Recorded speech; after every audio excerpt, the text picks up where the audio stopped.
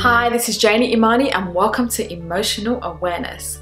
And on this episode, we'll be talking about the extraordinary lie. The lie that an ordinary life is synonymous with a meaningless life. We live in a culture where there's constant fear of not being special enough. And so words like average, normal, basic have become curse words, and we would hate to be called them.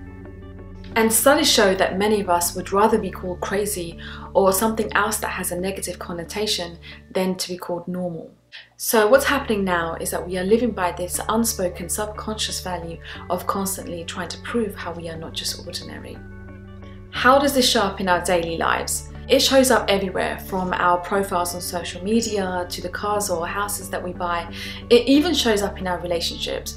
So maybe when we're at work, we want our co-workers to know what an interesting social life that we have, or when we're with our friends, we want them to understand how important our work is. So what we try to do is be a little bit better than the people around us. And studies prove that we don't want to be too much better because that will make us too unfamiliar, and that's not what we want. What humans usually tend to do is they want to be the best of their social group. So we want our house to be a little bit nicer or our clothes to be a little bit more expensive than everyone that we know. Why do we have that problem? Well, apart from constantly being bombarded with cultural messages and images from our media, like I saw an article on Forbes saying that the beauty industry is worth $445 billion, and we know that an average person is exposed to more than 3,000 adverts a day. The point of all those adverts is obviously to make you feel a little bit bad so that you can purchase those products. But the main question is, why does it work, and how come we buy into those messages? Martin Lings, who is an English professor, believes that we were created that way. There is something in us that always feels small. And so we all have this feeling of not being good enough and this shame-based fear of being ordinary. And it's just part of our hard wiring. And so that's why the media and the luxury industries are so successful at playing with our insecurities.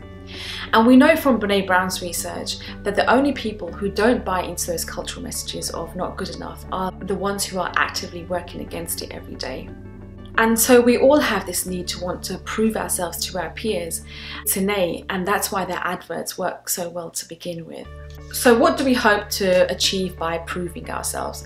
So the reason why we want to be seen as special is because we believe that it will make us more worthy of whatever we are trying to achieve.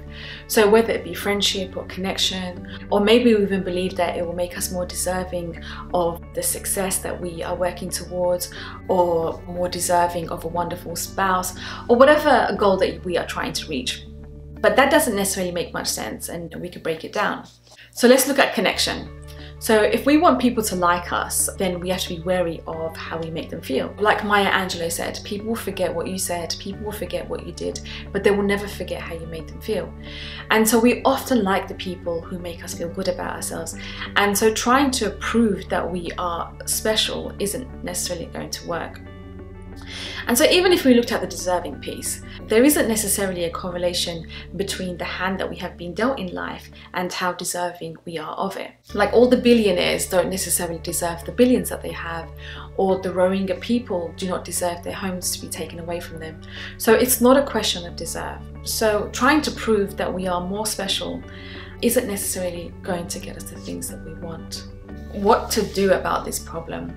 I think one of the greatest challenges of life is accepting our humanness, because our ego is always trying to prove something, and this is something that we all struggle with.